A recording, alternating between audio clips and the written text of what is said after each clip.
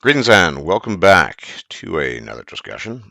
I am joined by friend and fellow purveyor of all things black pill, so to speak, Lord Ainsroth.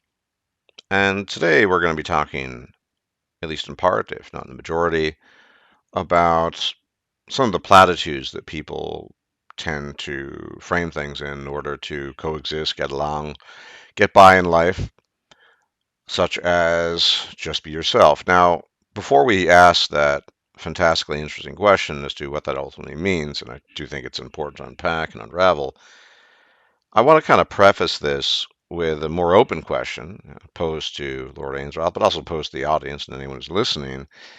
And that is, it seems as we're rapidly moving into a new year that essentially all the cards have been laid out on the table, which is to say, a lot of these things that people might have bought into at some point in time, the platitudes, the catchphrases, the just the sort of the niceties that sometimes people use to make life bearable, if that in fact is the reason why they use them. Nobody really is buying them anymore. At least that's my sense of it. I could be running just in certain circles. I could just be biased. Of course, I'm biased. We all are.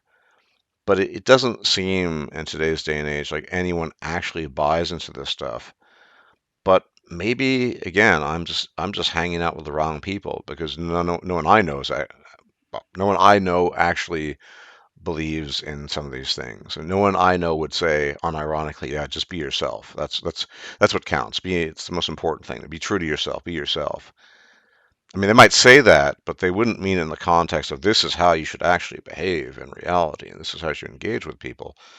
So before we get to unpacking what that actually means, what do you think the current state of sort of human perception is, Lord Ainsroth, in terms of just how sincerely people actually appraise these things, how much they actually buy into it? I feel like I'm probably biased on this, but I don't really think I could. I don't think people. Do you think people in basically 2022, going on 2022, really believe that, yeah, be yourself, be true to yourself, be a whatever that might be. We'll unpack it later, but I think that's as equally as important question as the question of what that actually means. So I'm curious to hear your thoughts on that. Yeah, I think I come down on as seeing it, the sentiment being a bit more common than you do. Um, as to its sincerity, when people say things like just be yourself, that's always a bit hard to tease out, always a bit hard to gauge from person to person. I mean, I can think of so many instances in my life where I've heard people say that unironically, right? I mean, me and my friends, we tend to say that tongue in cheek. We tend to say that ironically, you know, yeah, just be yourself, bro. But I mean, a lot of people still seem to, at least on the surface, espouse the sentiment, the platitude, and do so with varying degrees of seeming, appearing sincerity. Um, I mean, I think if you're spending a lot of time on Discord, or if you're, in something like the manosphere, or you're in certain fringe circles on the internet, then yeah, people, such a sort of simple, everyday, common idea like that, platitude, isn't really taken seriously at all. But, normies, I still encounter normies with decent regularity and frequency that, claim to really truly do believe in things like that. It's not just be yourself; it's other things as well. But that's one of them. Yeah, which is why I partly preface that question with, it could be that I'm biased and just running in certain circles, which is leading to a view that isn't really fully encompassing of the mainstream view. And imagine if somebody spent no time online or no time on Discord, apart from checking their email or cute cat pictures on Instagram or whatever. more likely to buy in these into if I can speak these kinds of platitudes. Yeah, yeah, probably. I I still find it difficult to believe that people would actually buy into it, but um, At it, least some of them have to. Some of them. yeah, but I mean, in a way, I find propositions. I mean, it's not really a proposition, but I'll just call it that because it's convenient. These sorts of propositions to be more difficult to believe than somebody's sincere belief in the alleged anointed one, i.e., Jesus Christ. That makes more sense to me, even though I think it's inconceivably not or just not true. Seems to me more plausible in terms of the steps one takes to arrive at that belief than just be yourself, which feels much more nebulous, much more undefined. Generally speaking, I have a sense, I know why people profess sincere belief in the anointed one. I don't have that sense necessarily in this very vague, nebulous, foggy, well, just be yourself. Now, I think what they mean, if I were to begin to tease it out, is that whatever you are, that's fundamentally a good thing, and you should run with it. Mm, and maybe they tell that to themselves and other people because perhaps most people would like to live in that world where your behavior or your presentation did not or wouldn't require as many modifications as it might in fact require, and or uh, you as you are is just fundamentally unacceptable. Probably why that emerged in the first place. Probably why people put credence in it. But I still find the path there to be pretty difficult because, unlike, say, faith in the Anointed One, there there's this matter of just day-to-day experience disconfirming the proposition itself that you should.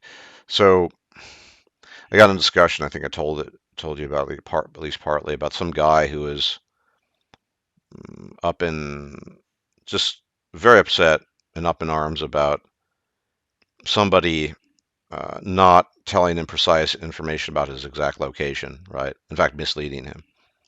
This individual was very upset by it. And the general consensus in this chat was that, well, that's what people do online. They don't say exactly where they live, blah, blah, blah. And then I got into this. The very upset individual is probably not neurotypical. No, he's not. And on top of that, some other person, another individual in the chat who was a tattoo artist said, look, if a client comes to me, I think obviously I told you the story, but I'm repeating it for the sake of the audience, and the client says, look, I really like this tattoo, and the tattoo artist thinks the tattoo is asinine or just stupid or just crap. Obviously, for the sake of maintaining business, individual will withhold that. So, and I think that you learn early on, if you have any sense of social sensitivity or just awareness, that certain behaviors, if they run counter to the expectations that society has heaped upon you, well, they're just not acceptable. I and some and I encountered this very early on. Um, I vaguely remember as a child, but more in greater detail as a young teenager, that you're really just supposed to hide what you think and how you feel, and particularly the way you express yourself and go about the world. And that, I don't know, it's just that seems more contradictory than, in some sense, sincere belief in the anointed one. And it sounds weird. It sounds like a weird claim, but it just seems that in your day-to-day life, you're encountering so many things that run counter to the demands that are put on you to just so supposedly be yourself, but everywhere you turn, you're not really supposed to be yourself. It starts with, I mean, you and I have had many discussions about this phatic expressions. Uh, Probably one of my least favorite features of English, in particular American English, where you actually greet people with, how are you? And of course, that's insincere because 95%, 99% of the time, assuming they don't know you, they don't care. There might be some freak who actually means it, but typically they don't care. And it starts there, and it's very, very strange. And I have to remark, being more familiar as I spent most of my life outside of the United States, it seems to me that other cultures don't do it to the same degree. Certainly, German culture doesn't do it. I mean, isn't really a platitude that people kind of recycle. You should just be yourself. I mean, you can, people do, but so there's an irony to it in a sense because the culture, which seems to where it's most prominent, American culture, seems to coexist with things like phatic expressions and all sorts of inquiries about a person's well-being that are irrelevant because the asker, the person that poses the question, doesn't care. So I don't know. I guess if I had to hazard a guess, it's some kind of compartmentalization. People believe it to a point, and then they have some kind of mental block which prevents them from fully realizing how contradictory or just illogical the proposition is. I don't know what your thoughts on that might be. Well, I mean, we see this. I mean, it's, I think, not that different from confirmation bias, right? Mm. Um, I mean, at least I think confirmation bias is related to it because the other day we were talking with some people, and an individual suddenly started talking about how basically he didn't say it in these exact words, but he was coming pretty close to, you can do anything because and you can become extremely rich and wealthy because there are these couple of handful of individuals who came Ah, from, yes. being either a lower middle class background or a poor background or whatever, ascending to being extremely wealthy. And because of these couple of examples, that means it's feasible for you as an individual to do the same thing. And you pointed out that, this is survivorship bias, a type of confirmation bias where, an individual only looks at the good outcomes of doing some particular thing, or some particular method, um, or taking some particular life path. They only look at the positive outcomes and take that as confirmation that this is the correct thing to do, or that this is a feasible thing to do, while ignoring all the failures that would, put the lie to their idea that this is actually feasible or a good thing to do. I mean, another example of this could, sorry, another example of this, would be, and I'm not trying to pick on anyone here. This is just the example that immediately springs to mind for me. In my conversations with, people who are religious, I'm not religious myself, but my conversations that with people who are religious, some one thing I've encountered is them, pointing out some situation, some scenario where, let's say a tornado was heading towards a town, and then the tornado suddenly moved directions and didn't hit the town, or somebody who was really sick, recovered and they didn't die, and this is being some kind of evidence for some sort of higher power, some sort of God. And this is another form of confirmation bias because for some reason, for them, they think that, these sorts of bad situations being averted narrowly, these narrower versions of bad situations, they take the fact that these happen at all, to at any frequency whatsoever, as being some kind of evidence for the divine or the supernatural. But then they ignore, the many times when somebody who isn't sick, for some reason, when somebody recovers from their illness, that's proof for whatever deity they believe in. When somebody doesn't recover from some illness and they die, that isn't proof against, or that isn't evidence against, right? And they ignore all of the outcomes that are not so positive, right? And I think yeah, confirmation bias has a role to play here.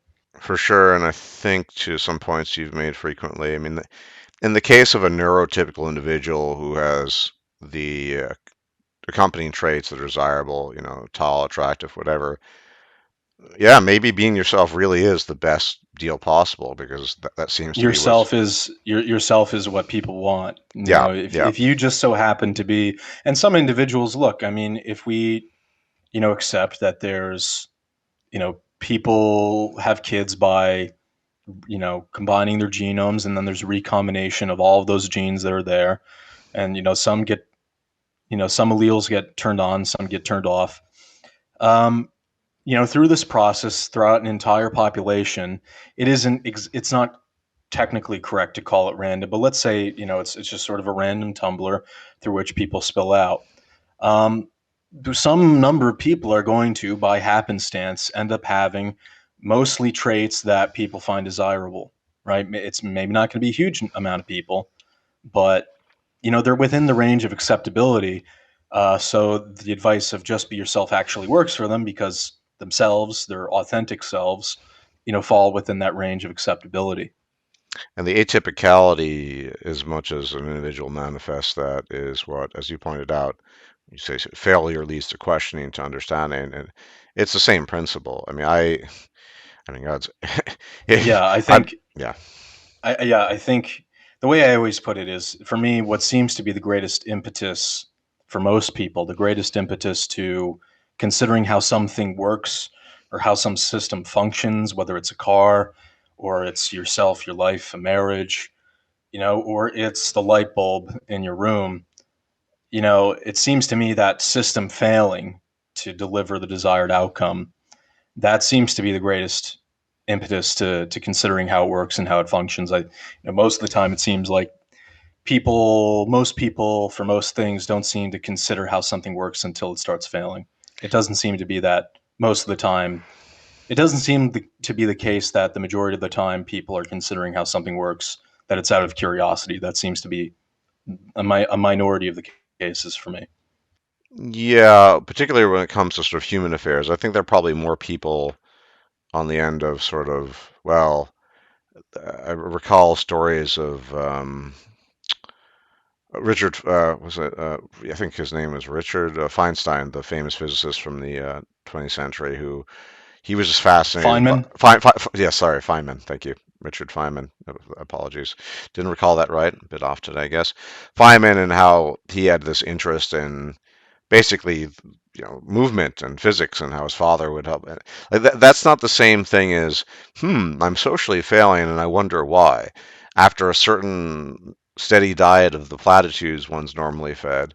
And so, for example, one thing I picked up on pretty early because of, I mean, anyone who's been following me for a long time, yeah, I'm kind of freaky. I'm very weird in the sense of how I express myself.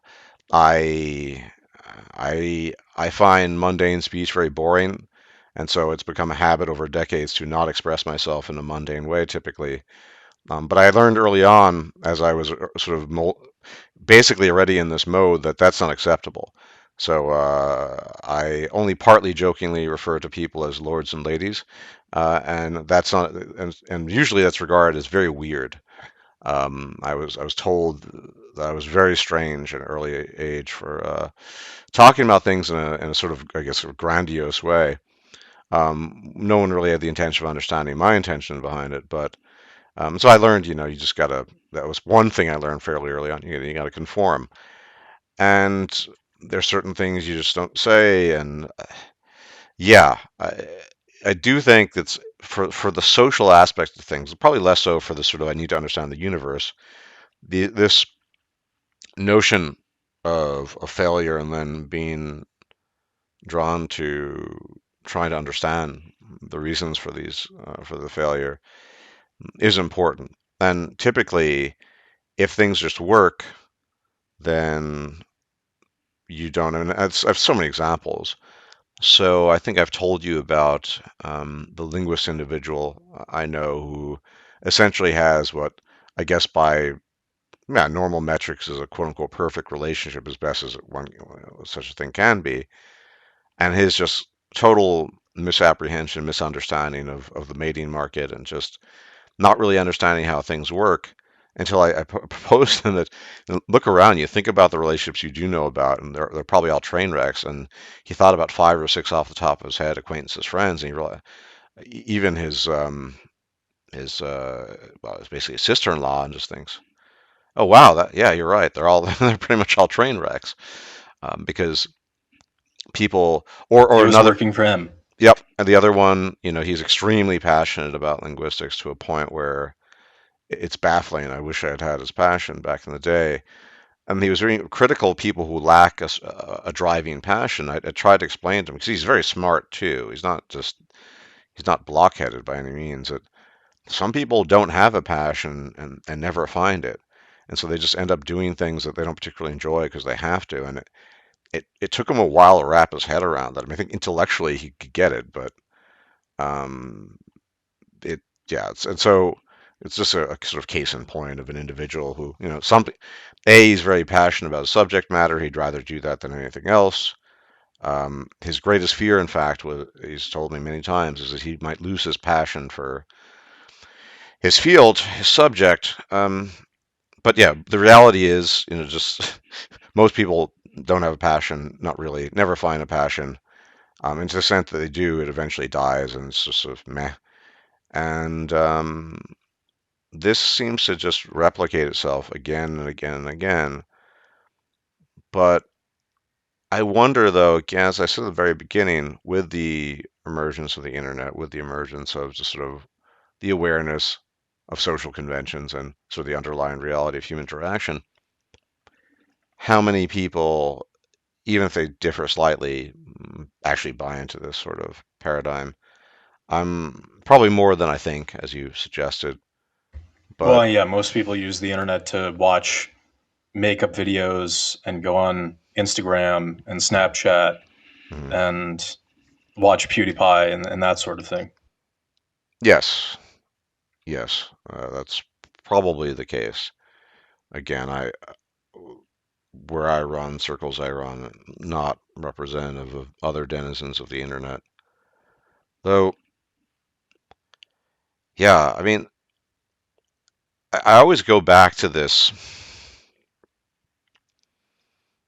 instance of Blue Monday. Everyone might remember Blue Monday. Yeah, if you don't know him, he was this guy at a channel, and it was sort of from the perspective of, I guess, sort of incel, true force loneliness, whatever guy in his 40s who had some, it wasn't like he had no experience, but he just had sort of middling experience with women, and eventually met some woman the closest channel down. But he was reading off this list of sort of the realization of people who had, I always bring this up because it's just so relevant and pertinent, who had lost a lot of weight, or in some cases gained a lot of weight. How for years they had been hearing, oh, you just be yourself, you just, or work on your humor, and then The themselves gain as or it were. lose weight, Yeah, and then that puts the lie to one of the platitudes. There's a list of platitudes. To one of the platitudes, looks don't matter. yeah, but in addition to that, I think goes just be yourself. So it doesn't matter what you look like as long as you're yourself, right? So if you were to use American 40 or 50 pounds overweight, which is quite a fair bit, well, you're just there's no problem. Then you lose it. And some of these stories I'll just never forget. I'm reading them. They were just blown away because in a lot of cases it wasn't this sort of hardcore intentional. I'm gonna get ripped, bro. It just sort of happened to be that their time and with how they're spending is sort of worked out, and they just end up losing weight gradually and lost quite a bit eventually. And then everyone started treating them differently. And this one guy, girls started not hitting, but being much friendlier and just sort of flirting with them Much more constantly, receptive. much more receptive. That women, the guys would start hitting on them a lot more, hold the door for them. And the other way was true, other way around was true too, where women used to be pretty attractive, gained a lot of weight, then the doors would be slammed in their face or whatever. And yeah, and the thing I found really interesting about that, these were normies, right? They weren't sort of steeped in pills, as it were, is in some cases the sheer horror they felt. In particular, I'll never forget the instance where Blue Monday. Why am I calling Blue Monday? That's because it's an album by New Order from the 80s. This is me being an old Gen Xer. But Monday, I just associate him with Blue Monday. Um, recounted some story of, yeah, she gained quite a bit of weight, like 30 or 40 pounds, and everyone basically, they were still kind of nice, but they basically were much less nice to her than they used to be. She wouldn't get invited to outings as much, doors being slammed, and she was just, she couldn't a believe it, and she couldn't accept it either. I'm trying to think of the English term now. She just, it was such a shock to her whole system, her state of mind, that she was still in a state of shock. Even she wrote it, and I think weeks had passed when she came to the resolution at the time, revelation rather, that this was in fact something real. Like, wow, I gained all this weight, and people are mean to me. They're not as nice to me as they used to be. And I think that my sense from that, recalling that as best as I can from the Monday video, is that people like that are put into this state of shock. But ultimately, I think they enter a state of denial. I mean, I'm sure I could easily imagine this feature, and this feature of psychology is documented, whereby people misremember certain features of their past or actions of their past to conform to a current narrative they might be using in their daily life.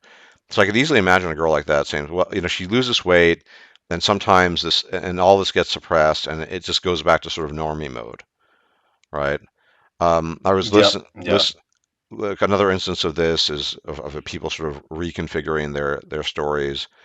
Where I was listening to a psychologist and a historian talk about sort of attitudes towards segregation in the South, and how even though certain individuals had supported segregation at the time, they had retrofitted their views in the present to, these are older folk obviously, to say, well, I was always opposed to segregation or something like that.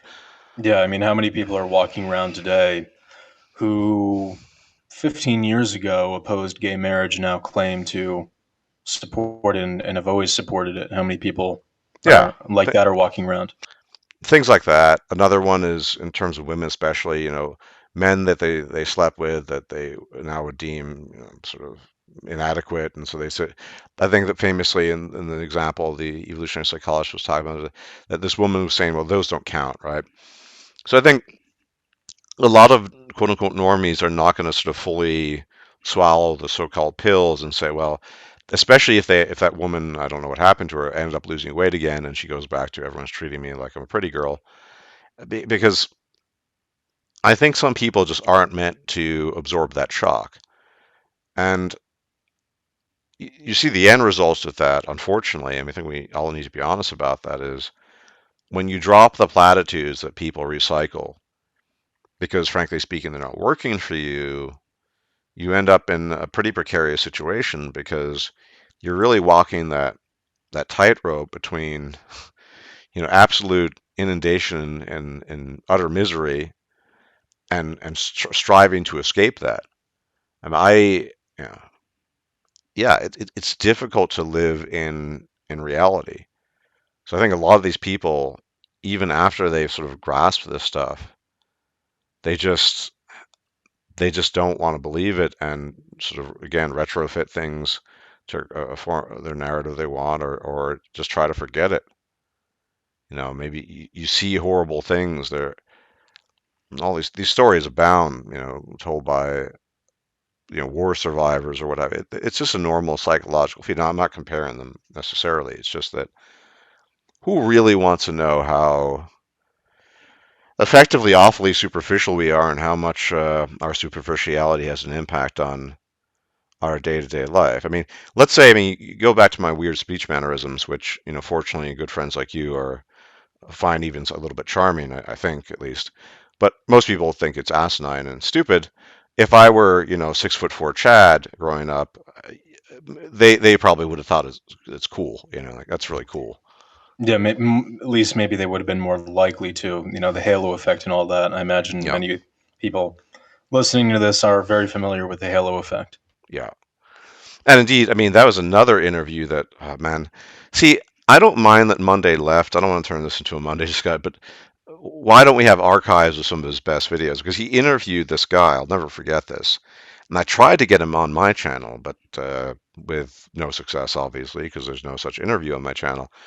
A guy who was a legit Chad, 6 foot plus, and who knows, 8 plus, basically had the Chad features, but he was legitimately autistic and therefore socially awkward and to some degree quite inadequate. And and he would just, but smart and observant at the same time. And I remember this interview where the guy would basically say, "Look, there's something weird going on because no matter how much I would stumble socially, and at least under normal circumstances, were it not for the halo effect, he didn't use this term, but that's really what he was describing, were it not for basically my gene given features and height, I would have just looked like a jackass, and people would have they would have jettisoned me from my social circle. But girls thought it was cute, and the guys even were like, "Yeah, it's no worry, bro. We'll just try again." And everyone fails, and um, yeah, absolutely. I think that all sorts of things become a lot easier for people who are very attractive, frankly speaking. And yeah, There's that infamous. Sorry, you were going to continue. no, no, please go ahead. I mean, I think there's that infamous John Stossel ABC special from the late '90s or the early 2000s, right? You Late know what I'm 90s, referring to? yeah, late 90s one. Yep, yep. The height one, right? Yeah. Well, it wasn't just height; it was looks as well. Hmm. You know, they and of course this wasn't a study with thousands of subjects, and but they had some controls, right? So Hmm. they set this thing up where they had a couple of participants, like 5 or 10, and a couple of those participants were more or less attractive and varied in height, men and women. And what they did was that they would, create these. They would create these. I can't believe I'm blanking on such a basic word. This is ridiculous. Uh, Experiments? no, no, no. You submit it to a prospective employer. Oh my god, I can't believe A I'm blanking on survey. this.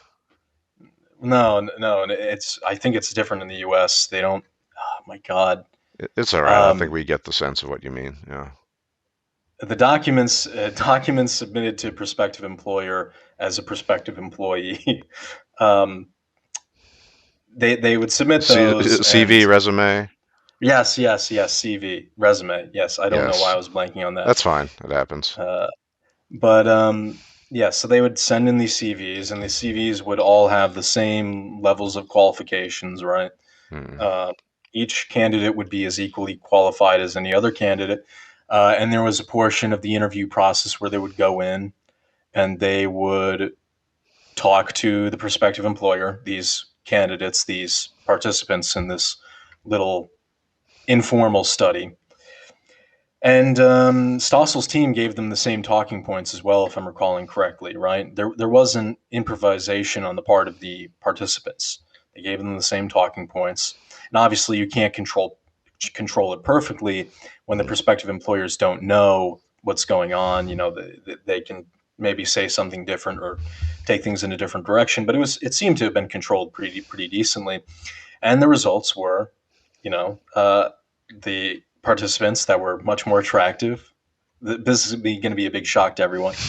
Yes. Huge, gigantic shock. The participants that were more attractive, even though their credentials were exactly the same, their qualifications were exactly the same, experience the same, they got much warmer reception from the prospective employers, and they got called back much more. Mm. Right, and of course they did a similar thing with height. We don't have to go into the details of that, but it was, a similarly. It didn't make the looks don't matter position. It didn't make it look very compelling.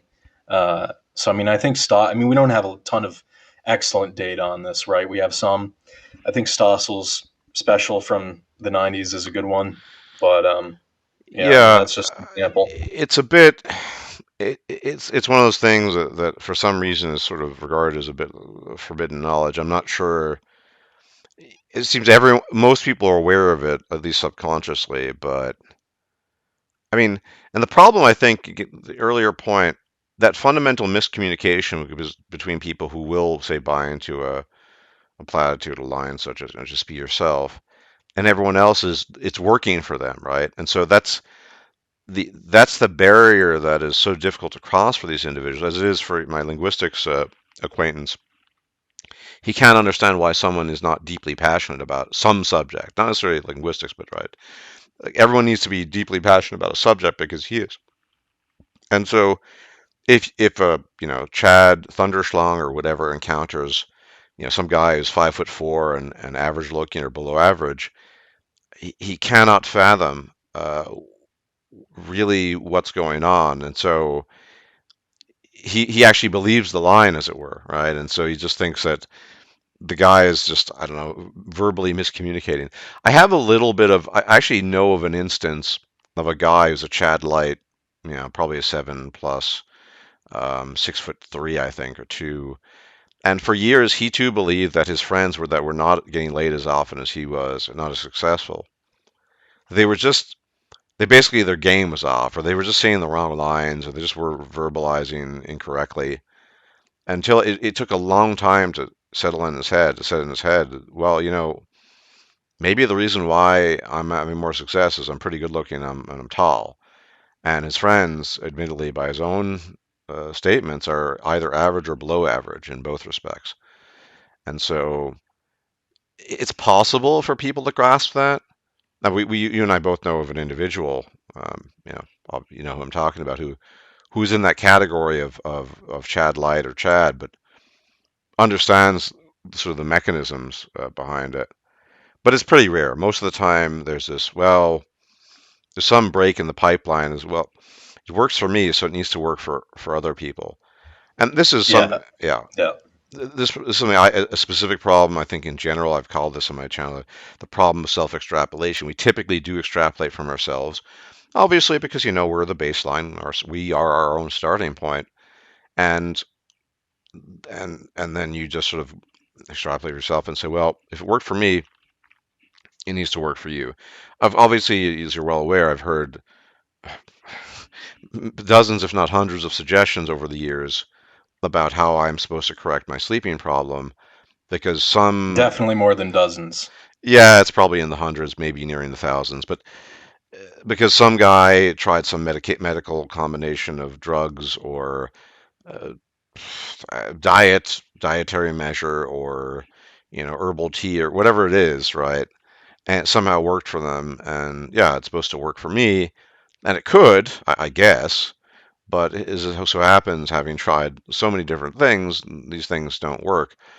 And I don't blame people. It's just that getting to that point where you are not extrapolating for yourself as the baseline, the sort of starting point for other people, is A, very challenging, B, arguably not really worth the effort, and C, most people, I don't even know if they have the psychology to get there, and why would it be worth it? I mean, if something works for you, why would you want to understand why it doesn't work for other people? Unless, again, you're kind of Feynman, maybe you're, I don't know, you're, some sort of chemist, a pharmacologist. You really want to know why, for some group of people, that X medication doesn't work. Fine, but as an example, no, I think that most people don't want to or are incapable of moving beyond that self-extrapolation point, and so you just end up in gridlock basically, which I think, in addition to, if we look at sort of it always goes back to this, I guess, to some degree, the looks, uh, quote unquote looks community, if you want to call it that. I hate this term community; it's meaningless, but it's just shorthand for something. Group of people community.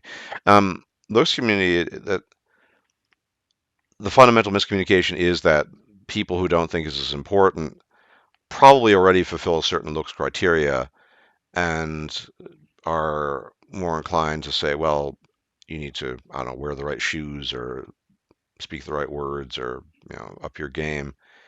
And there's no incentive to want to traverse that barrier.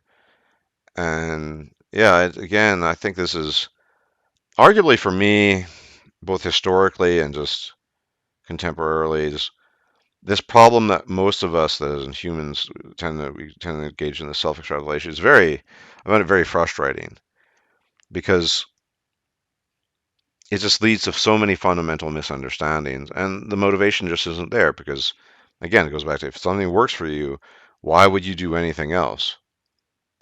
There are so many instances of of this, and yet only after, as you pointed out, failure of some sort. For example, I was chatting the other day with some female who used to be quite attractive, but then she came down with some autoimmune illness and then gained a bunch of weight. And it lasted long enough such that she had some grand epiphany about her place in the world, more so than many.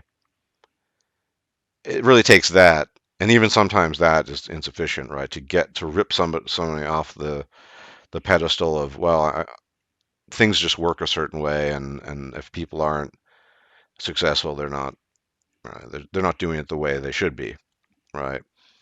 Um, Never mind the depressive effect of it. I mean, I've never claimed to be the happiest person, neither are you. So it makes sense Yeah, that, there's yeah. yeah. I mean, I think it's I think a lot of it is motivated by and driven by wishful thinking, and I think wishful thinking is probably more adaptive than it isn't.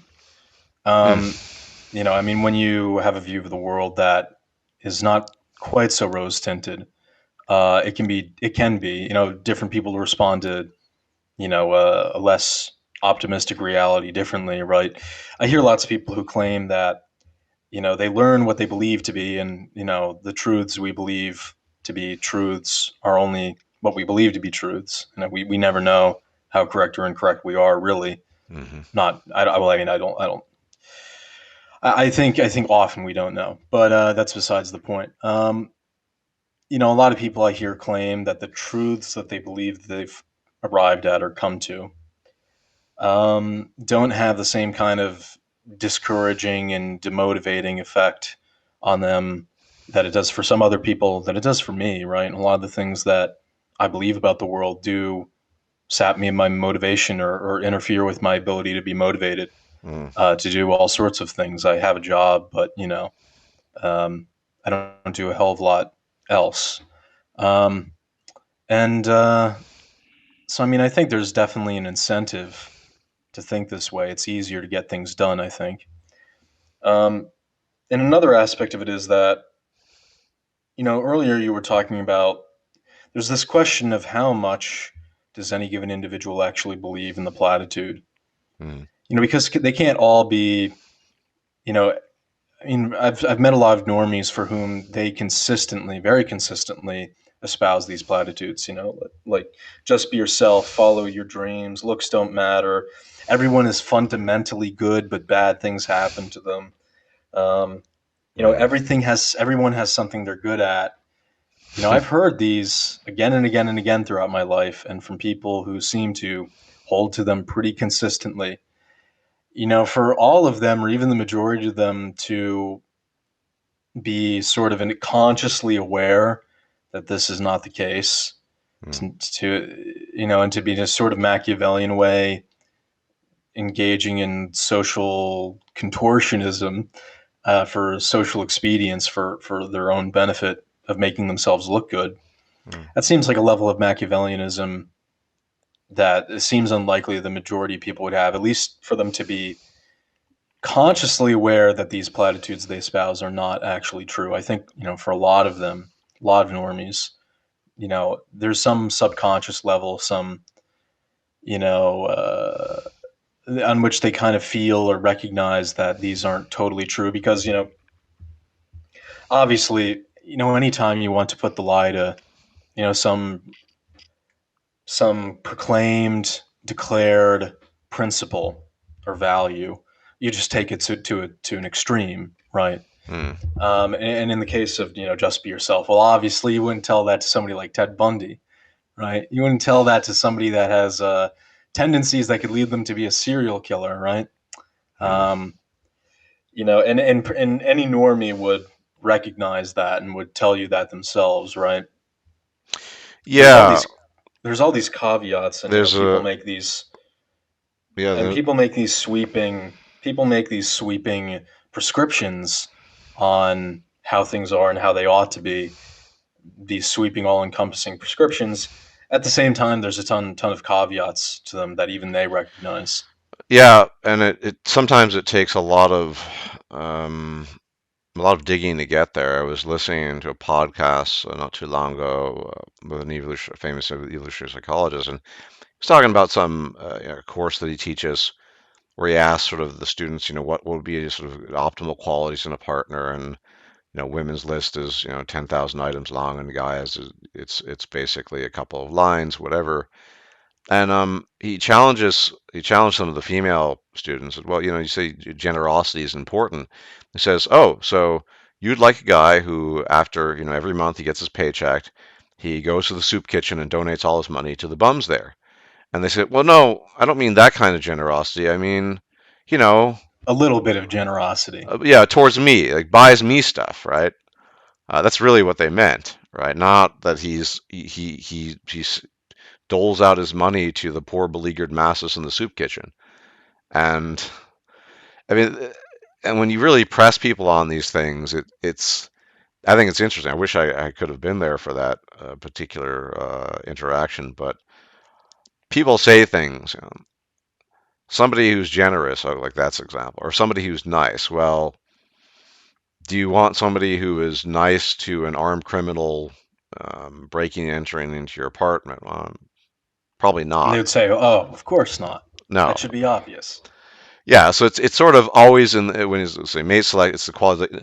It's all in the context of you. They need to be nice to you. They need to, if you're a woman, they need to, give you, buy you shit, and stuff of that nature. That is, and when you press people, it's funny how it just sort of crumbles. And so it's always very context driven, this stuff.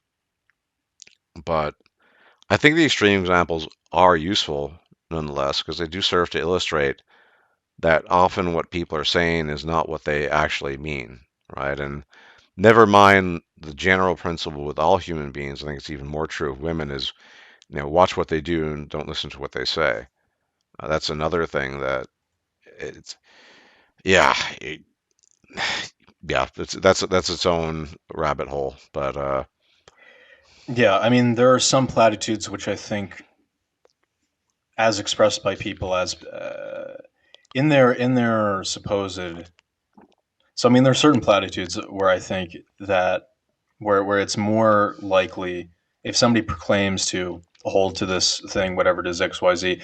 I think some platitudes are more prone to be employed as a result of some sort of contorting for social credit, social credit score for social points to look good, right? Than other platitudes. I think certain platitudes people hold to because they're self-encouraging, right? mhm. Like you can do anything.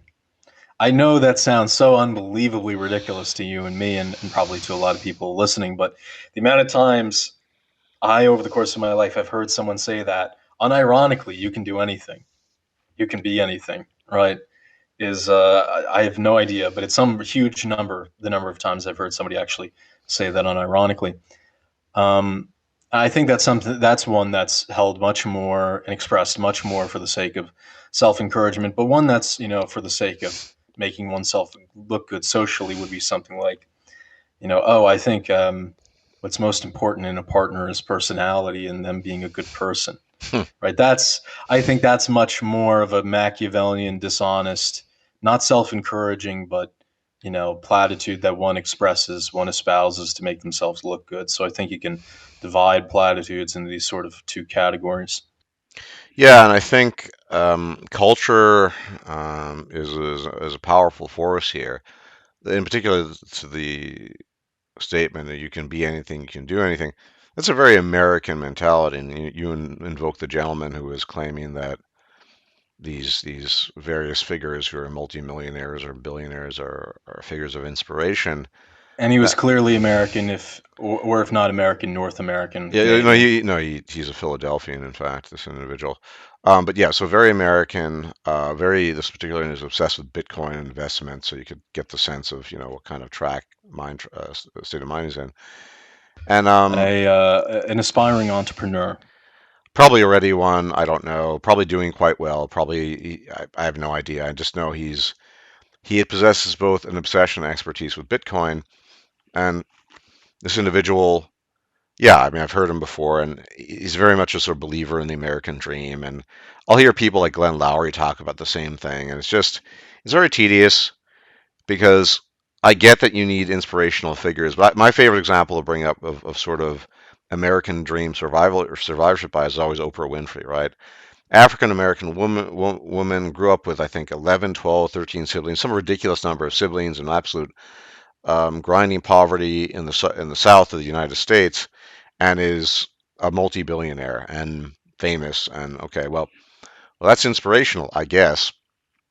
I do, what is it? One in maybe I don't even know what the figures would be. One in a gazillion that might actually attain that. Or with respect to the American dream, they never talk, as I pointed out to the gentleman, they never talk about all the immigrants that failed or had to go back because they didn't make it, right? Vastly larger numbers than the ones that actually succeeded, but again, the blind spot. And so that particular nugget of wisdom of you can do anything you want, you can be, it's a very American mentality. I think that in some sense, thank the gods, at least in Western Europe, that is not a common refrain to run around telling individuals that they can do anything they want. It's in some ways a lot more hierarchical. You could say it has its disadvantages, but I don't get too much on a tangent. But say in German society, it's decided fairly early on. You can retroactively change this if you pursue the equivalent of a German GED, whatever. But you can basically you're sort of assigned a caste. If you don't go to what's called the gymnasium, which is sort of the advanced high school, you're not going to university, and so you'll end up just pursuing a trade, whatever. And some people are just effectively destined to be hairstylists, and their ears are never filled with rhetoric about you can be anything you want. People might argue that's a useful tool of encouragement, but I don't think it's very useful because the actual reality when it hits you in the face that you can't do everything you want, that you never could, is far more powerful than whatever inspiration you might receive from that particular nugget of platitudinous wisdom.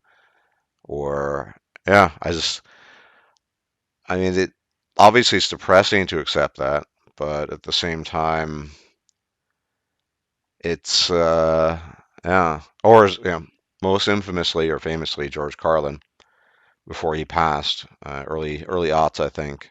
Famous, they call it the American dream because you have to be asleep to believe it, and a lot of these people are their whole lives. They're in their 60s or 70s still, working 60, 70 hours a week, grinding away at work as if there's some, I mean, I guess in a sense they are in a dreamlike state, right? American dream. That's maybe the dream is to sort of be in a state of waking somnolescence or somnolence rather, as you as you sort of just waste away, laboring away for something that we'll never achieve. Bit of a tangent, obviously, but I do think that be anything you want. It's such poppycock, but it's one of the enduring mythologies of American culture that will just refuses to die. It refuses to die, and and really cuts across so many layers of the problems that contemporary American culture face, such as debates about affirmative action or just general ability. The fact that not everyone is going to be a doctor or a lawyer or a successful academic, but because the premise is everyone can be anything they want, it has something to do with some nefarious intention or whatever. Yeah, it's there. Yeah. I think so many, as you probably are aware, making no secret of it, neither you nor I are particularly adoring of the United States. A bit of an understatement, but the Yeah, yeah, and I hold that position as someone that more has deeper, more direct ties to the U.S. than most Americans probably. you're a sign of the Mayflower, indeed. Yeah, Um, lots of people on my mother's side that fought in the American Revolution and all that stuff. Yeah, and I am and came a, from the Mayflower. Yeah, and I am the opposite. I am one of what they call a first generation American. Well, whatever. But I mean, yeah, stunningly, we've come to similar conclusions about this. I wonder what's really afoot here. But yeah, and I think that so many of so many of the issues we're talking about do have. I mean, it is a bit of a tangent, but it's related. A very sort of American flavor to it, right? It goes even the phatic expressions. How's it going, bro? Yeah, I'm going. It's just it's yeah, it's that's just a very American way of going about things. And yeah, go on. Yeah, yeah, and I mean, I think it's appropriate because I was just about to circle back to something that you were talking about earlier in the conversation. Hmm. Um, Sort of the way in which platitudes interact with conformity, right? And Hmm. how, you know, oftentimes platitudes belie the actual conformist nature of, social dynamics and Hmm. social groups and hierarchies and all of that stuff. And to what degree you're actually expected to conform, and to what degree a lot of these platitudes sort of deceive you into thinking that you don't have to conform as much as you have to. And that's just sort of made me think about this idea. If you're somebody like, I'm a weeb.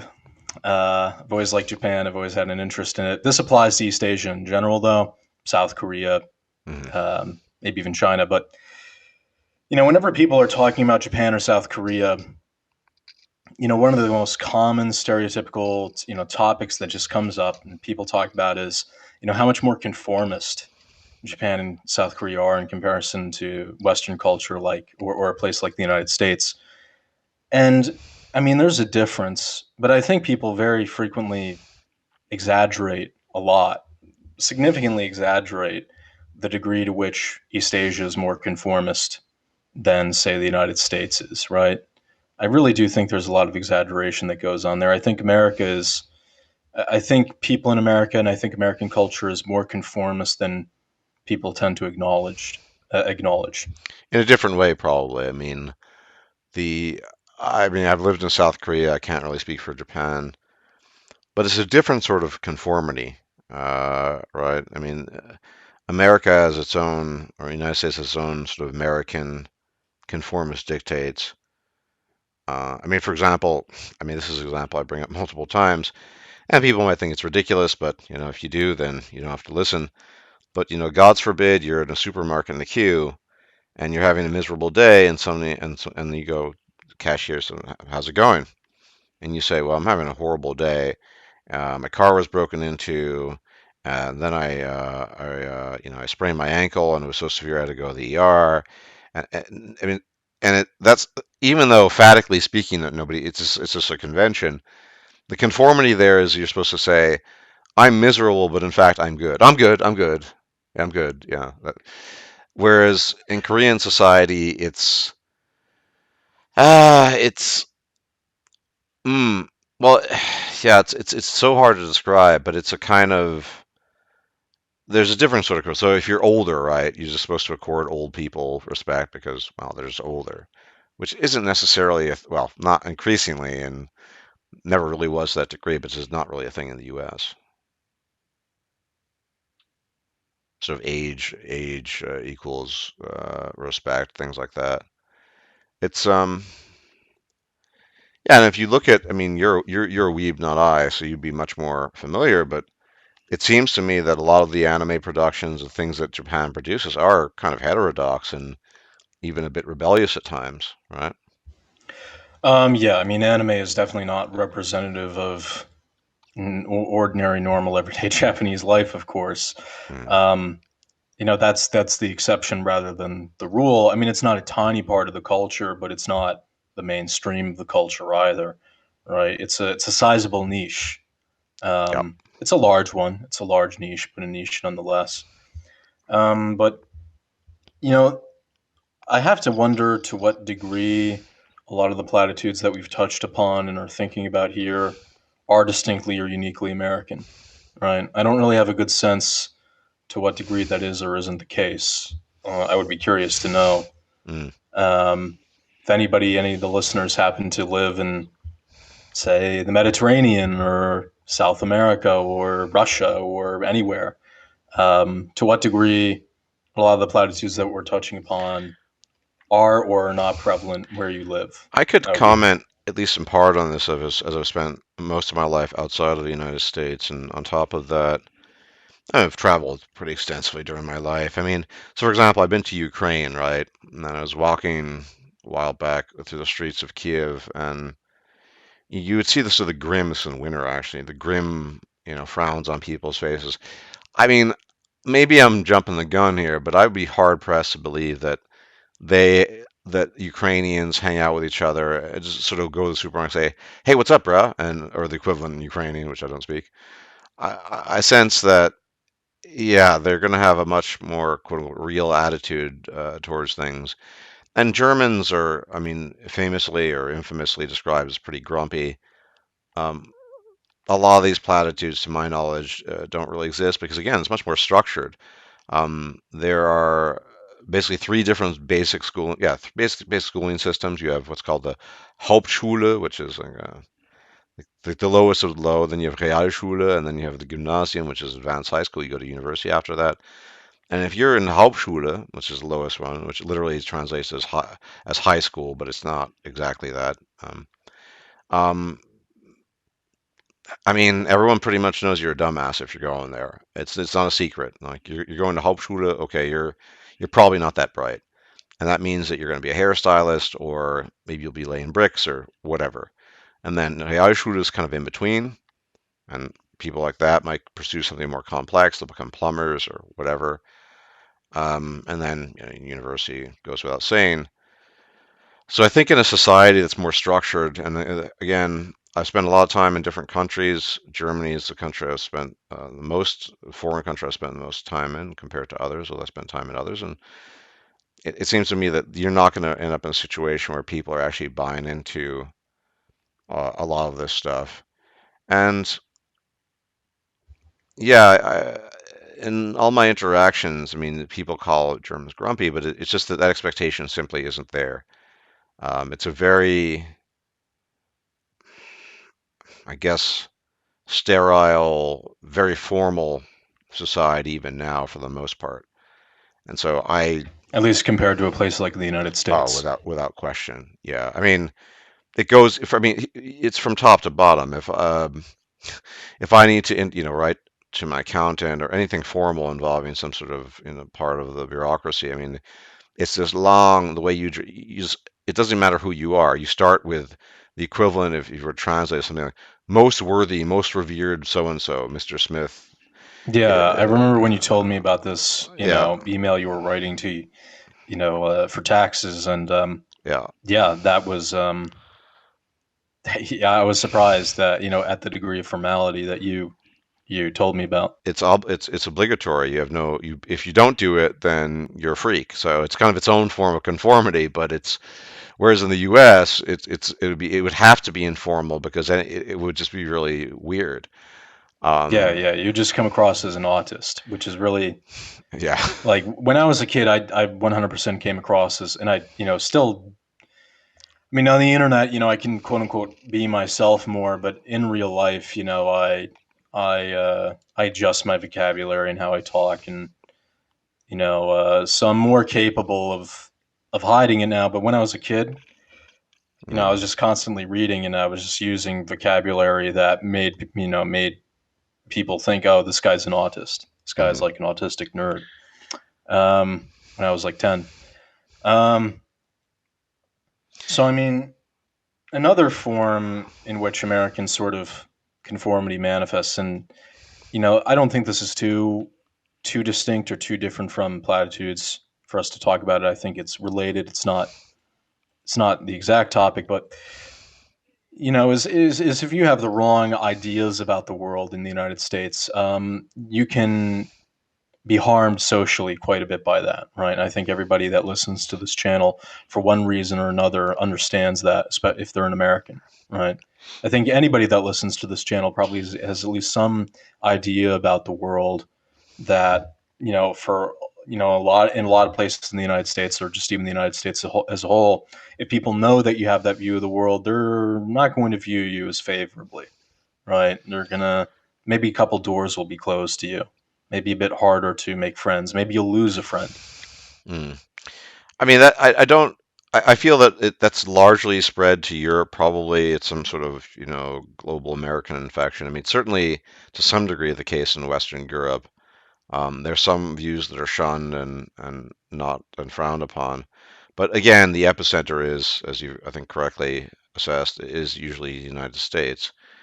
The United States catches a cold and everyone else gets sick, as they say. Yeah, I mean, the claim, though, interestingly enough, as you're well aware, I mean, the United States is the only developed country that actually has a First Amendment and therefore, in some sense, some claim to freedom of speech. But of course, that's always had its Then limits. social norms, then Yeah, social norms kick in, and yeah. people can not hire you. They don't. I mean, people can state whatever reason they like for not hiring somebody, right, or firing someone for that Hmm. matter, Hmm. right? They can. They don't have to say anything about if somebody fires you because you posted the wrong thing on Facebook on your private Facebook.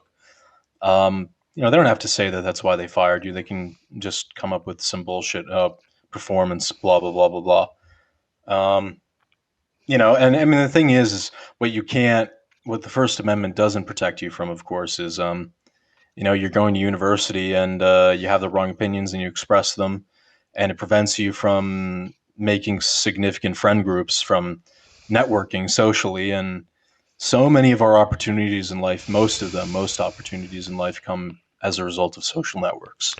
Opportunities of all kinds, whether Not they're what you know, it's who employment, you know. Yep. yeah, and whether it's employment or a significant other or some other thing entirely, whatever the category of opportunity it is, most opportunities in life come from your social networks. And if you express the wrong opinions in the United States, then or have the wrong ideas, then those doors are going to be closed to you. You're not going to have many friends. Yep. Yeah. I mean, to some degree, this has always been true, right? But obviously, the internet has accelerated this, and now it's. I mean, it's a lot to do with the Overton window. There certainly back in the day, an employer might have still employed somebody with particular views about something because it was just less relevant. But now, because everything is politicized, they'd be much less likely to do so, much more reluctant. And of course, as everyone knows, American universities have become sinkholes for extreme left-wing ideology. If you are a professor or part of the professoriate that, in any capacity that is a university, unless you're some massive public figure has resistance, chances are you're engaging in preference falsification. You're virtue signaling. You're doing. Matter of fact, I was listening to a guy, Razib Khan. He's a geneticist, not an academic one. I mean, he does other stuff, and he has a lot of inside connections. And he didn't name names, obviously, of people involved in academia. Fairly bigwigs, basically, of some sort, and engaging in a lot of preference falsification because that's what you do. You say one thing, you even do one thing, but deep down you believe otherwise. And that's, I mean, I don't think that's necessarily unique in some sense to the United States. I mean, I've listened to stories by people who grew up from people who grew up during the Soviet era in various satellite states, which country where my father, my quote unquote ancestors are Hungary, and family friend. Yeah, there was preference falsification there too. I mean, because Hungary was a satellite of the Soviet Union, so you had to pretend to believe certain things and profess things. And if you actually were in the Soviet Union, apparently from the stories I've read, it was that much worse. But I think that the difference, and I think sometimes it's an interesting thought experiment. What if the internet had been a thing in the Soviet Union? I mean, what if the internet emerged in, I don't know, 1972? I mean, how much worse would it have been in the Soviet Union or satellites or whatever compared to now? I mean, so much has been enabled and accelerated by internet culture, or just even the mere presence of the technology, and it's kind of well, it's inescapable. But I think, as I said, I do think the United States is sort of the ultimate sinkhole for this stuff. It's just this. It seems still to be sort of the cultural leader in the world because a lot of people or a lot of countries sort of follow suit in some of these ideas, and yeah, I mean, here's another Ainsworth, here's another paradox. I think it's a bit of paradox. So in the United States, everyone is encouraged to see a therapist, get therapy, bro, right? So on the one hand, you're not allowed to be unhappy or depressed, but regardless of whether you outwardly, overtly show that, display that, it's some sort of cultural duty or obligation that you should be seeing a therapist because that's kind of the right thing to do. So it's just this. I've never really quite got that. So if everyone is just supposed to behave a certain way, so I guess it's in part that's where you actually are supposed to show that you're not content with your life. Maybe that's part of it.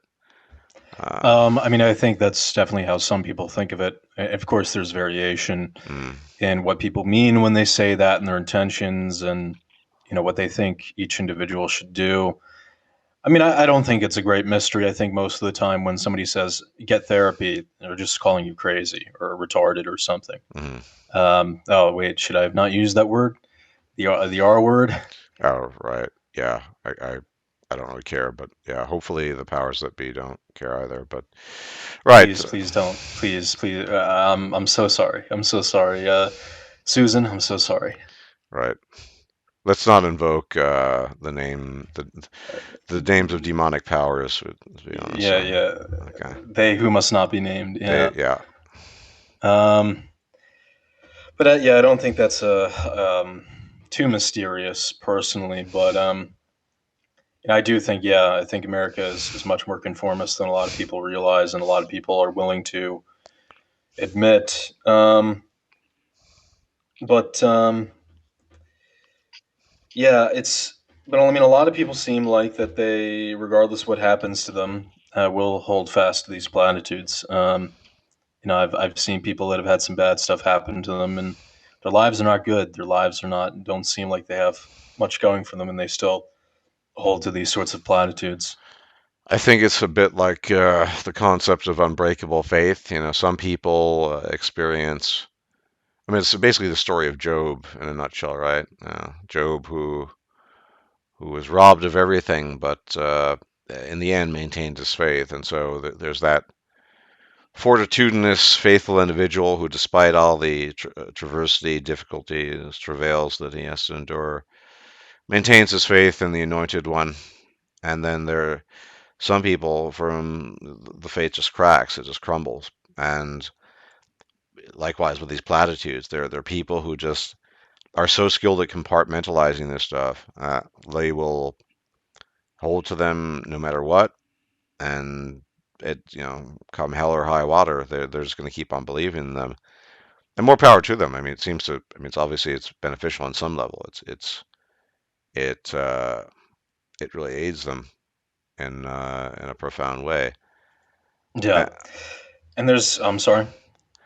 well, I did want to sort of bring up because I mean, if you're listening to this now, and this is being recorded before the new year, so for the record, obviously, and I have another video that's coming out before that's already been recorded.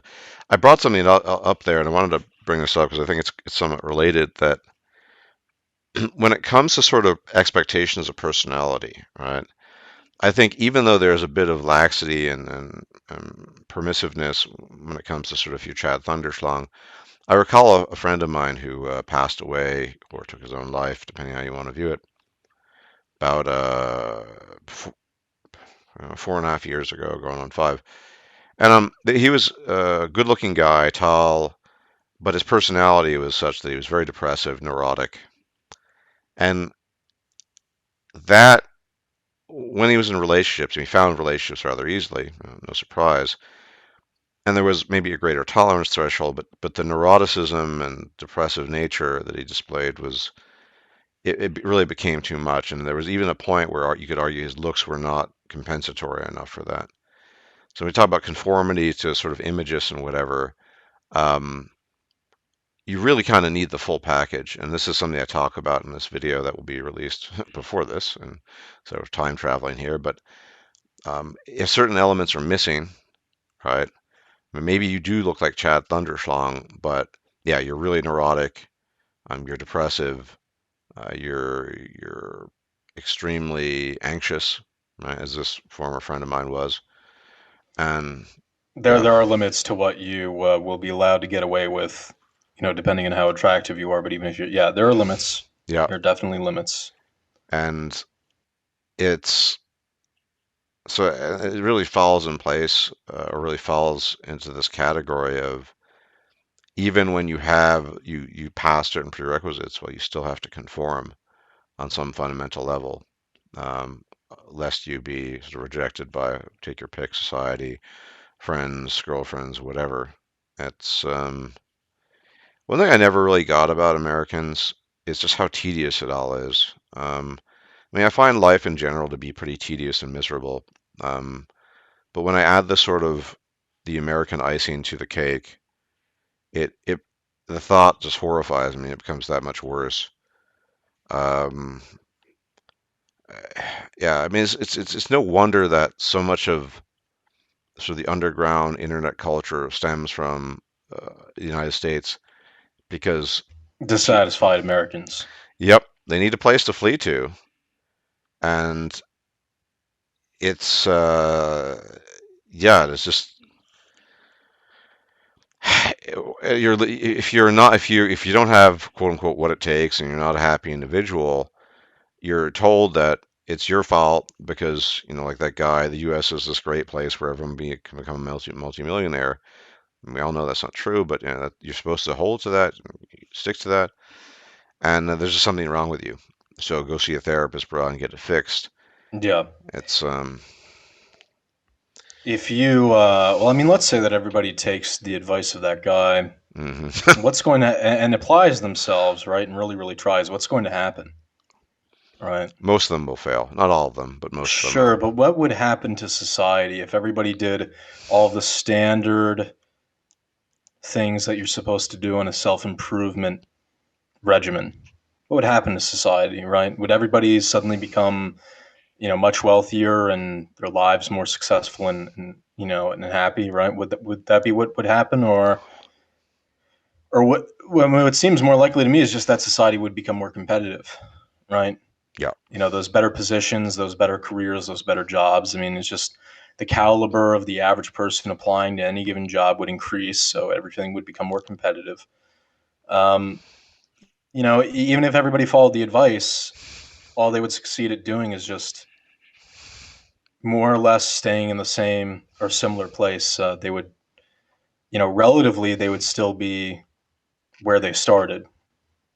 yeah. Um, so, I mean, on a societal level, it's not even. I don't even think it's practical. No, Even because if you you, get even if each and every single individual could fulfill all of the steps for standard self improvement regimen. well, because a new norm is established and what have you. But it's just, yeah, I think that the thing, sort of the hammer blow in the United States is that you're really not. I mean, you're not allowed to be just a miserable schmuck. I mean, if you are, it's there's just something fundamentally wrong with you, and you get it fixed in secret, but it's some defect on your part that you're not some grand success that's reflective of the grand American narrative of whatever, of the American dream or blah blah blah. Yeah, I mean, it just seems to me that it, yeah, now I'm getting a little bit, maybe my emotions are taking over, but it's just such a loathsome place. I don't want to, get too deep into into those weeds, but yeah, how does, I mean, that was certainly my experience growing up, any sincere attempt at inquiry is squashed, and you're sort of sent off to some therapist where you're supposed to get fixed so you can go back to conforming to the platitudinous, fatuous, phatic nature of life there.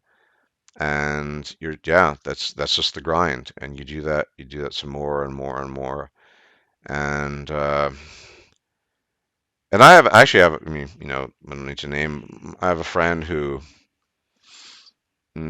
who he works, and he goes out of his way precisely because he realizes how, miserable everything is there.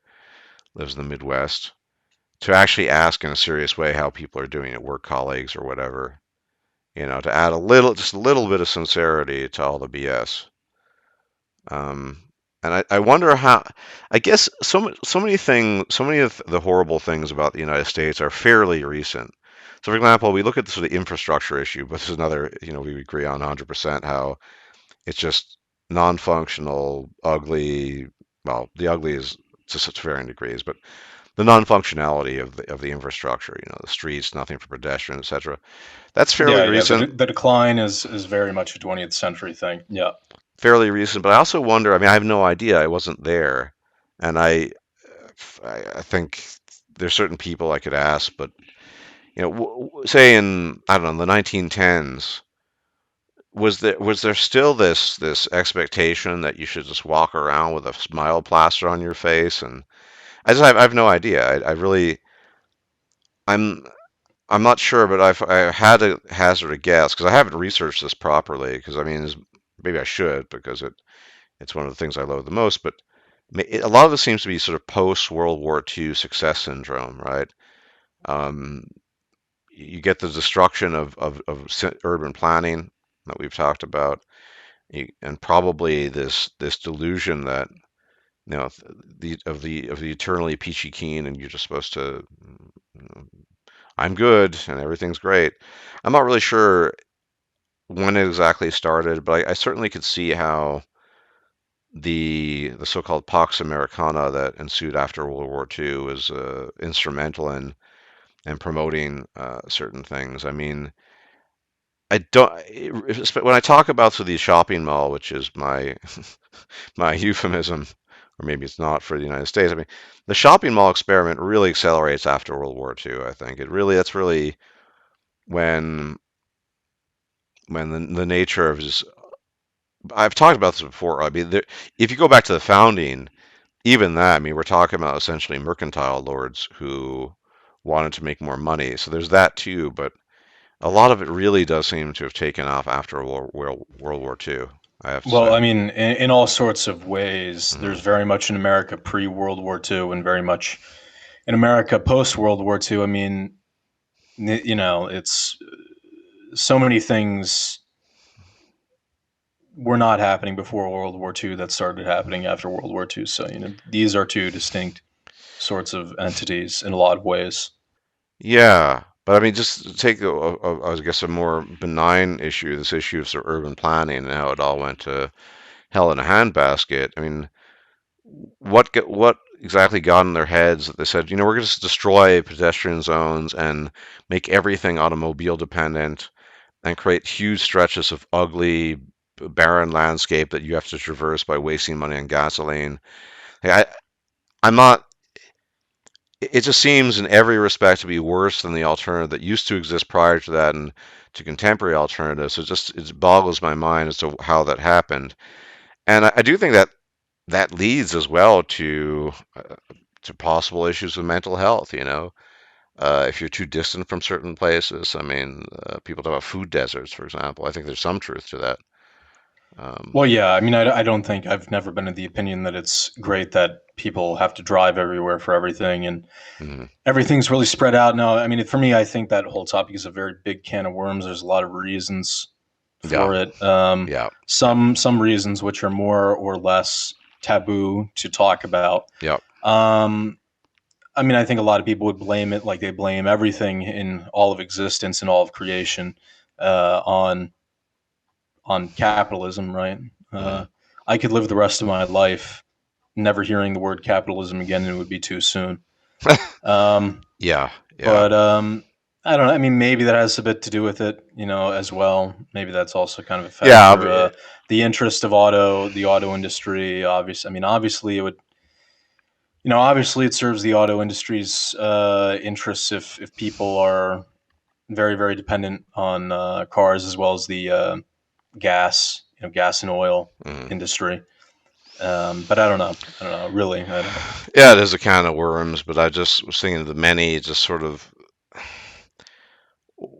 basically It's a bit of a tangent, though. it is, but at the same time, I have to ask myself constantly the question: when did the United States become this gigantic shopping mall theme park of pretense and lies that everyone tells themselves and everyone else about how great it is and how happy everyone is. And I just, I, it feels as if that's just relatively new. I mean, it does. It I, but I mean, it's my subjective sense. It's not, I can't cite a particular historical um, cause there beyond maybe World War II and speculation. But yeah, but I mean, to get the main point is when it comes to all the getting back to the very original point, just be yourself, bruh. All this stuff, the sort of the lies we tell ourselves and other people, it is just seemingly prototypical American to my mind, and the people who suffer the most are Americans, really. I mean, most of the denizens who have fled to the far corners of the internet for some kind of succor or solace, they're typically American. Not always, but very I mean, frequently. of course, the majority of them are Americans on the English-speaking Sure. internet, right? Because I mean, of the Anglo countries, Mm, America, the United States is the most populous in the Anglosphere. So there's that as well. Though I think what you've just mentioned is also a factor. yeah, yeah. Well, I do think we've kind of dug relatively deeply into it. We did. I mean, largely my fault. The uh, the not so difficult to hide loathing of the country of my birth came to the surface, but I never really have made a secret out of that. But I do think that so many of these things are just um, uniquely American. It's to the point where I mean, I'll bring up a final point. So in German conversation, if somebody asks how you're doing and they're sincere, there's an expression where you literally, if you literally translate, you say must, and this basically means you say most. It means that things are kind of crap, but you're just trying to doing your best to get through it, and that's a acceptable way to answer. Um, it's no such. Perfectly normal answer. Yeah, I mean, someone might think, "Oh, that's a shame" or whatever, but they wouldn't think, "Oh, why are you saying that?" It's just not really an option. Whereas, why are you saying that? What the fuck would kind of maybe be a bit of a reaction. Yeah, it would be a reaction that you'd be a lot more likely to get in the United States. And I'm not saying this will happen, Lord Ainsroth, but I can tell you that the amount of times I've complained about some platitudes or phatic expressions, there's always somebody either in the comment section or a person I'm engaging in a conversation with, say, why are you making such a big deal of it? It's not a big deal. Well, I think it's reflective of larger issues. I don't think, yeah, maybe on its face, this one little issue, this one little thing you say, it's not a big deal.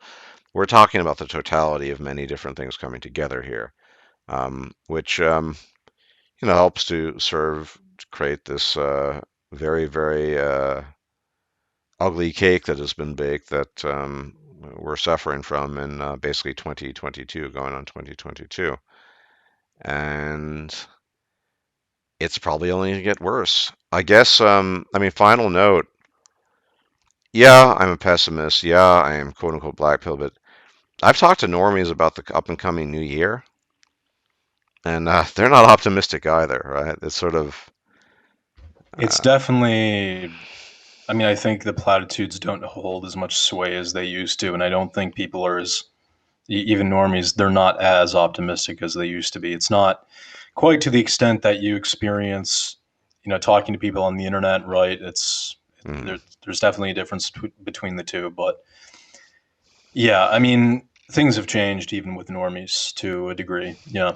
yeah, obviously, in some cases, or last 2 years, in no small measure due to the pestilence, obviously, because pestilence has ruffled some feathers, let's put it that way, and because the normies, I mean, as everyone probably knows, most of the people who are miserable, they're kind of they lived lives of quiet misery, the most Most miserable. miserable people. Yeah, but then when the pestilence hit, whatever you think about that and the reactions, then normies got affected by it too, and so there's this general miasma of whoever you talk to going forward that we're all sort of living in. And yeah, it's interesting how that's Yeah, changed. when I said most miserable, I meant the people who have been made most miserable by the pestilence, as you put it, Mhm. are normies, right? They're the people who have Yeah, been made the most miserable. They're the yeah, people who have, I mean, I know NEETs. I've been a NEET. I've been a shut in. I've known shut ins. This is just another day. This is just another year, right? The yeah, pestilence is just business as usual. For yeah. normies, living like basically the way a NEET or a shut in does, wreaking havoc on their mental health and they can't handle it anymore. And oh my God, and it's all this and it's overwhelming to them just how a good chunk of the loser portion of society has been living for a very long time is just too much for them. Yeah, they wouldn't recognize that people have been living their lives of quiet misery for much longer than they had during the continuous era of the pestilence. But yeah, there you have it. I wonder how, depending on how long the pestilence continues and the reactions on the parts of governments continue, just how much how much longer your typical normie can endure and really keep up with their delightful platitudes about existence in life. I really wonder about that, but I guess time will tell, as it always does. Yeah, and then one final or two final notes for me. Mhm. One about America. I have a lot of misgivings about the United States, and there are many things, probably more things I dislike than like about the U.S. But it is where I was born and raised. I don't know that I would be that much more comfortable or more comfortable at all in other places. And there's a couple of things about it that I like. I like, at least in principle, the idea of free speech, even though in practice, a lot of the time, I don't think it's followed to the letter. And some other things as well, I think, are good about the United States, like the Second Amendment. But I do have a lot of misgivings about it. And the second point is that, even though I think normies have a view of reality that very often to me is not reflective of reality, um, can't say that I would be happier if everybody was like me. I Oh don't think no. I would be. No. Then I'll add my two final points. So I do like something about the United States. Actually, you already know what I like about the United States. Maybe you could tell everyone, Ainsworth. Well, I mean, when I say it, people's initial reaction is going to be, "Oh, I'm he's not screwing memeing. around." Yeah, yeah. Yeah, well, this isn't a Huh. meme. He Stardust likes what was it, fat-free condiments? Fat-free and calorie-free condiments. Yes, that's my Yeah, favorite thing about it. Salad dressings, toppings, that sort of thing. It's my favorite. unironically, apparently I didn't know this, but he's told me a couple times in the past. In Europe, that it's a lot harder to find that stuff apparently, but Yep. apparently the United States is unique in this way, and it's one of his favorite things about the U.S. So, Yep. unironically, yes. Fat-free, like low calorie or calorie-free condiments, salad dressings, that sort of thing. And you can get some of them in Europe, but it's not the same degree. It lacks variety, taste, etc., etc. And yeah, I don't wish my view or existence upon anyone. I mean, far from it. I think it's weird. I mean, I feel obviously in a sense of deep opposition to normiedom because I'm obviously a freak and a reject, but I wouldn't want them to feel what I feel or to perceive the world the way I perceive it because they'd be end up a bunch of miserable knobheads like I am. So sure, but on the other Well, I hand, mean, yeah, yeah, I mean, I think on fat-free and calorie-free condiments and salad dressings is a very poetic place to end. I agree, and I don't mean that with a shred of irony. I really think it's a great feature. Food, as they a kind of it's a sub it's a it's a it's a subfield of the field of food. We'll end there. Everyone, thanks for tuning in. When this is released, it will probably be in the new year. This is recorded prior. So hopefully no great catastrophe befalls us until then. If it does, it's because our time traveling didn't operate correctly, so we couldn't address it. So until the next time, thank my guest, and I will check you out in the new year if I'm still alive. May the gods watch over you. Bye bye. If you liked this video, please like, share, and subscribe. And if you enjoy my content, please consider making a donation or becoming a patron. Thanks for watching.